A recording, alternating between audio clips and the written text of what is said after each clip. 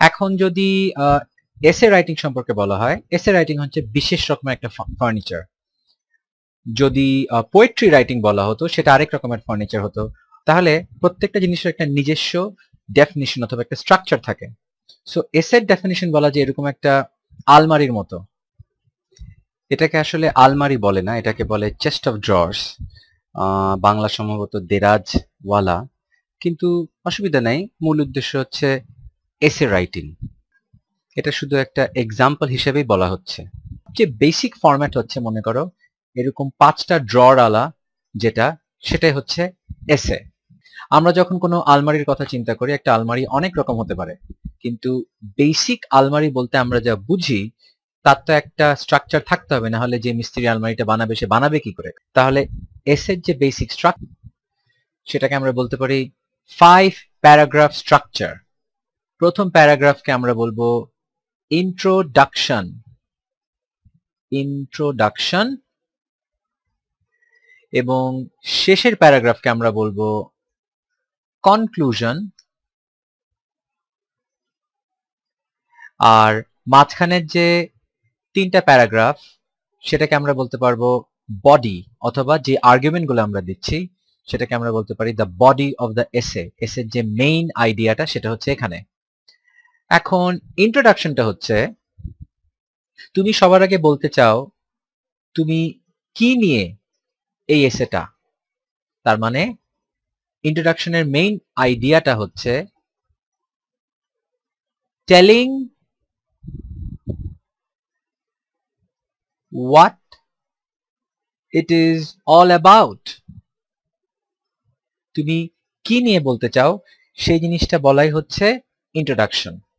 এবং ইন্ট্রোডাকশন যদি বলতে চাও, তুমি যদি কাউকে বলো, যেমন যদি একটা এসে হয় গরু নিয়ে রচনা যদি লিখতে বলা হয়, রাইট এন এসে অ্যাবাউট কাউ, তো তুমি প্রথমে বলতে পারো আমি গরু খুবই ভালোবাসি, আমি গরুর উপর আর কোনো পশু হতে পারে না। এখন ইন্ট্রোডাকশনের যে মেইন প্রশ্ন তোমাকে চিন্তা করতে হবে সেটা হচ্ছে তো। কাউকে যদি তুমি কোনো কথা বলো আমি গরুকে খুব ভালোবাসি, যদি জবাবে বলে তো, এখন এটার জবাবই সবসময় মাথায় রাখতে হবে সো হোয়াট।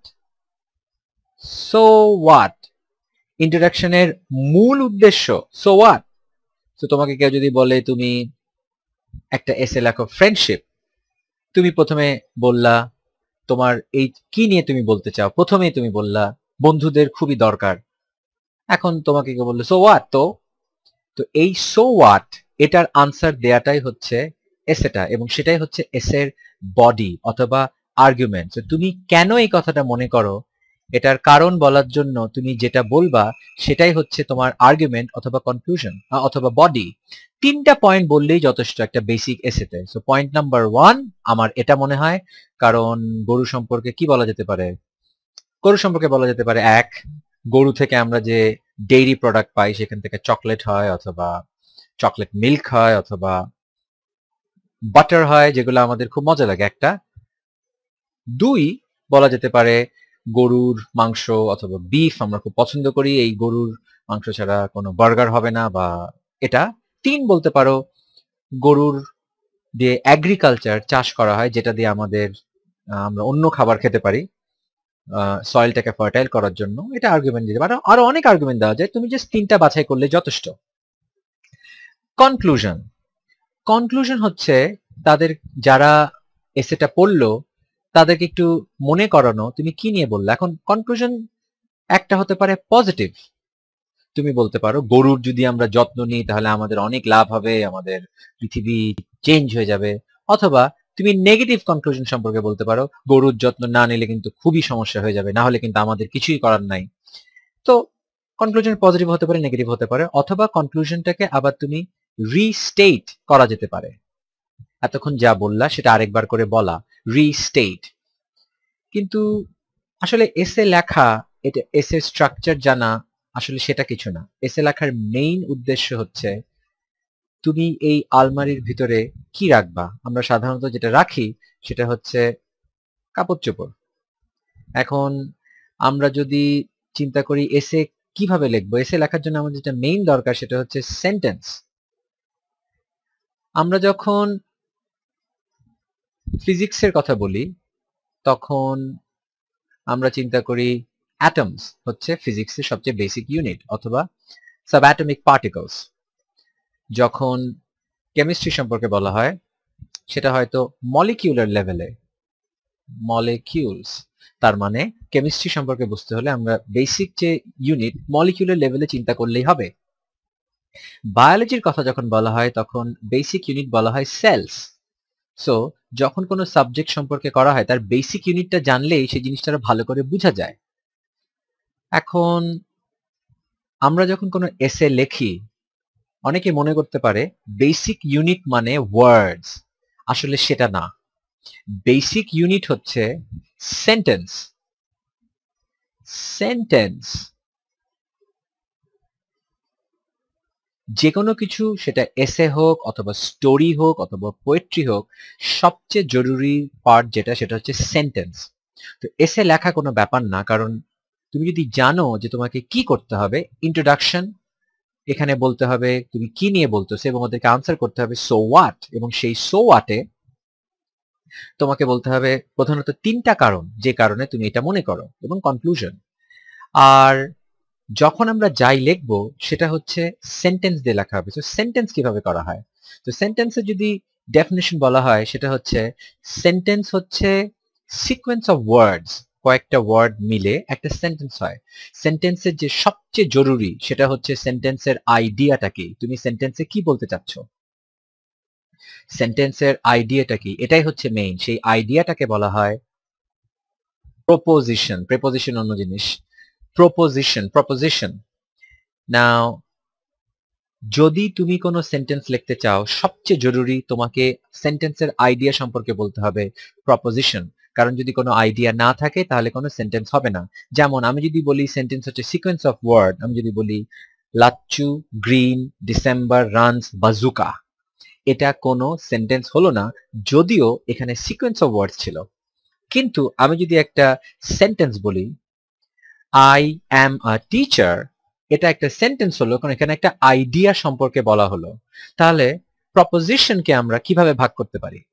তো আমি যদি বলি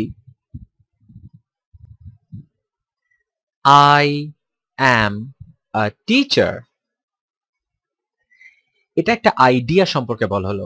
প্রপোজিশন সম্পর্কে আরেকটু ডিটেলে যদি বলা হয়, প্রপোজিশন হচ্ছে একটা স্টেটমেন্ট যেটা রিয়ালিটি সম্পর্কে বলা হয়, যেটা আরেকজন অ্যাকসেপ্ট করতেও পারে নাও করতে পারে। যেমন আই এম আ টিচার, এই কথা যদি বলা হয় এই কথাটা একজন অ্যাকসেপ্ট করতেও পারে বা করতে নাও পারে। অথবা কেউ যদি বলে আই ক্যান ফ্লাই, এটা কেউ অ্যাকসেপ্ট করতেও পারে নাও করতে পারে, কিন্তু এটা একটা স্টেটমেন্ট অ্যাবাউট রিয়ালিটি। এটা হচ্ছে প্রপোজিশন, মেইন আইডিয়া সেন্টেন্স। কোন সেন্টেন্স প্রপোজিশন ছাড়া লেখা যাবে না, তো সবচেয়ে জরুরি হচ্ছে প্রপোজিশন।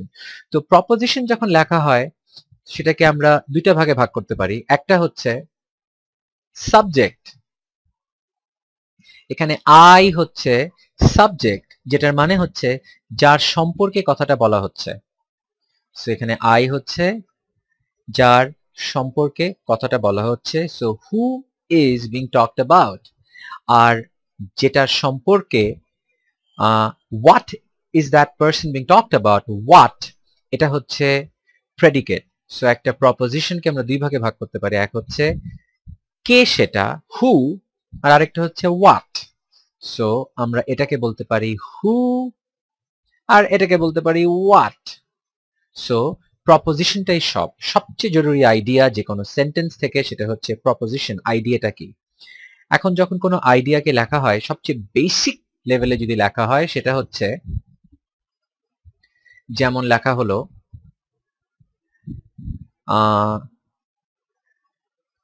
I am running.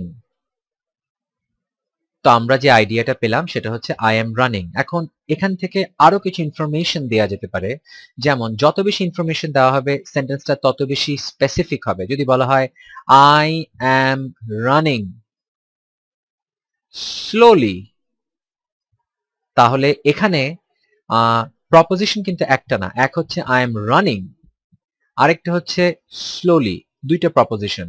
এবং আই এম রানিং সম্পর্কে এই ইনফরমেশনটা দেয়া হচ্ছে। আমরা এটাকে দুইটা লেভেল চিন্তা করতে পারি। মেইন লেভেল হচ্ছে level 1, I am running. Level 2 তে যে ইনফরমেশন দেয়া হচ্ছে slowly.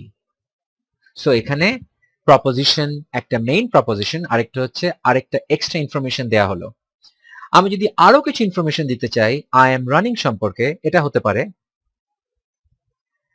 I am running slowly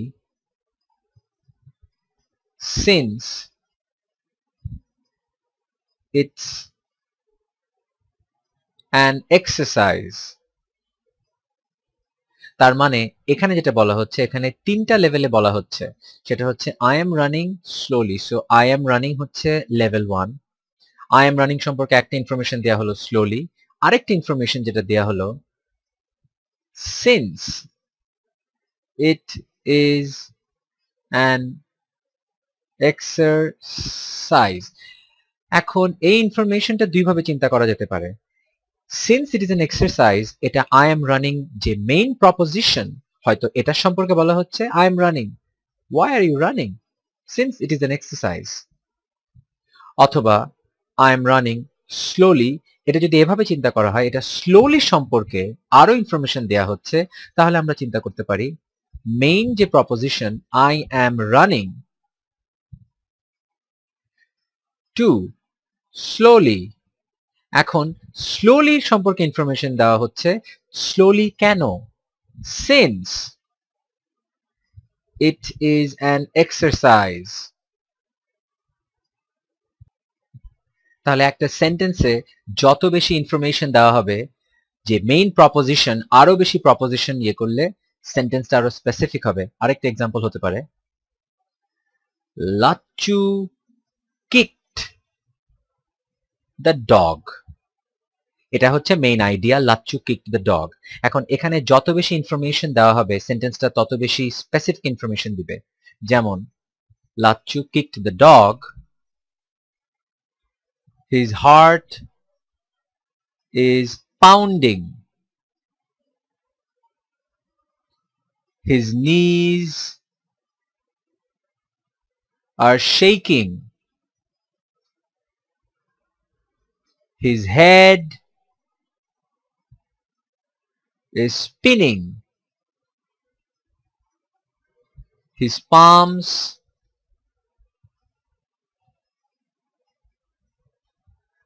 are sweating,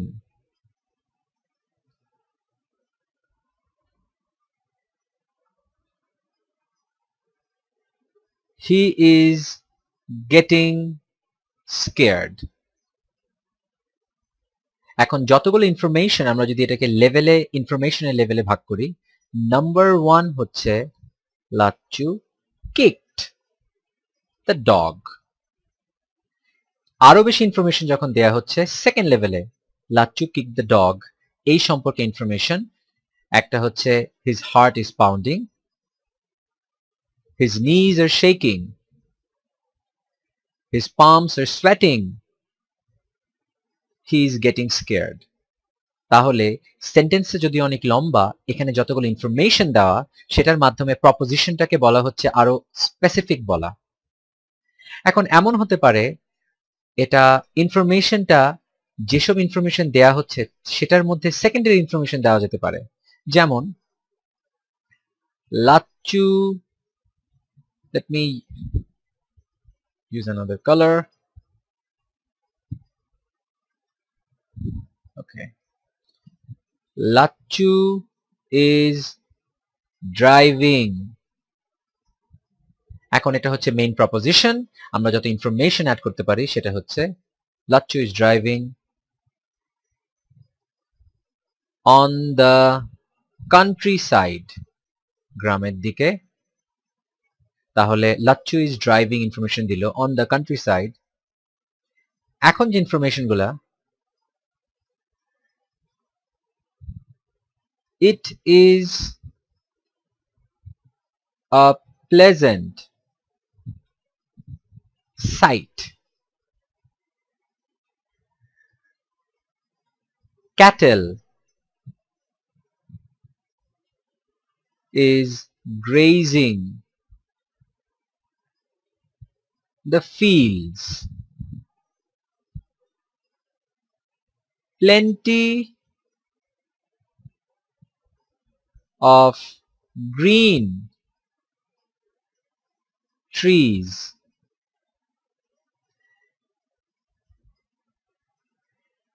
It is a smooth drive. এখন ইনফরমেশন হিসেবে ভাগ করলে বোঝা যাবে সেন্টেন্সটা কোথায় কোথায় মেইন প্রপোজিশনটা কি এবং তার ইনফরমেশন গুলো কি। Level 1, Lacchu is driving. Level 2, on the countryside. এখন নেক্সট যে লেভেল 2 সেটা হচ্ছে it is a smooth drive. It is a smooth drive. তার মানে লাচ্চু ইজ ড্রাইভিং সম্পর্কে বলা হচ্ছে, কিন্তু পরের যে প্রপোজিশন এগুলা কিন্তু কান্ট্রি সাইড সম্পর্কে বলা হচ্ছে। It is a pleasant sight, so this is level 3. It is a pleasant sight. তারপর cattle is grazing the field, এটাও কান্ট্রি সাইডের সম্পর্কে বলা হচ্ছে। So number 3, cattle is grazing the field. এখন যে বলা হচ্ছে plenty of green trees, এটা কিন্তু লাচ্চু ইজ ড্রাইভিং অথবা কান্ট্রি সাইড সম্পর্কে বলা হচ্ছে না, এটা বলা হচ্ছে ফিল্ড সম্পর্কে। এটা লেভেল 4 ইনফরমেশন, আরো ভিতরের information. So plenty of green trees. So যখন কোনো সেন্টেন্স লিখবা এটা খুব জরুরি মনে রাখা যে প্রপোজিশনটাই হচ্ছে সেন্টেন্স, ওয়ার্ড সেন্টেন্স না। ঠিক যেমন ফিজিক্সে অ্যাটমস, কেমিস্ট্রিতে মলিকিউলস, আর বায়োলজিতে সেলস। একটা সেন্টেন্সের মেইন পার্ট হচ্ছে প্রপোজিশন, আর যে কোনো কিছু রাইটিং, সেটা ক্রিয়েটিভ রাইটিং হোক অথবা যে কোনো রাইটিং হোক, সেটার বিল্ডিং ব্লক হচ্ছে সেন্টেন্স। আর সেন্টেন্সের মেইন আইডিয়া ওয়ার্ড না, সেটা প্রপোজিশন। প্রপোজিশনকে আমরা দুই ভাগে ভাগ করতে পারি, হু আর হোয়াট। যখন কোনো এসে লিখতে হবে, যেটাকে আমি বললাম 5 প্যারাগ্রাফ ফরম্যাট, তার মধ্যে সো হোয়াট কোয়েশ্চেনটা খুব জরুরি। সো ইন্ট্রোডাকশনে এখানে বলা খুব জরুরি যে বডিতে যে 3টা পয়েন্ট সম্পর্কে বলা হবে সেগুলা কি। আমি একটা উদাহরণ দিই। প্রথমে যদি এসেটা হয় অ্যাবাউট এ কাউ, আমি প্রথমে ভেবে রাখলাম, যাকে ব্রেইন স্টর্মিং বলে, আমি বলবো কাউ ডেইরি প্রোডাক্টের ব্যাপারে, পয়েন্ট নাম্বার 1। কাউর মিটের ব্যাপারে অথবা এগ্রিকালচারে যে কাউ ব্যবহার করা হয়, নাম্বার 3তে আমি বলবো একটা কাউ আমরা কিভাবে ব্যবহার করতে পারি তাদের চামড়ার জন্য। সো আমি অলরেডি ভেবে রাখলাম 3টা পয়েন্ট আমার আর্গুমেন্টে দিব। সো হোয়াট হবে আমার এই আর্গুমেন্ট 3টা। আমি শুরু করতে পারি যে without cows society cannot exist because we are so much dependent on them. It is every day we encounter them in the breakfast table or dinner table or lunch table. Without them life is impossible. Now এটা বলা জরুরি so what, কারণটা এখানেই, যেটাকে আমরা বলি thesis statement. এটা ইন্ট্রোডাকশনের একটা লাস্ট সেন্টেন্স হলে ভালো হয়। I think cows are important for society because their dairy product is essential, comma, their meat is essential for our protein, comma, they're used for agriculture, full stop. তারপর body শুরু। Firstly এখন argument দিতে হবে। The dairy product of cows are the most important for us. We drink the milk of the cow and it is also used for making bakery items like pastry, then cakes and everything. Secondly, their meat is one of the essential source of protein, এবং সেটার আরো কিছু বলা। Thirdly, and অথবা finally, they are used for agriculture which is used for other staple food like rice. Conclusion হতে পারে positive অথবা negative অথবা restate. I think it is essential that we take care of cows and we make sure they are healthy to eat and that we make sure there is no harm done to them. এরকম কিছু একটা। এসে লেখার আগে খুব জানা দরকার এসেটা কি নিয়ে হবে। সবসময় ব্রেইন স্টর্মিং করা খুব দরকার।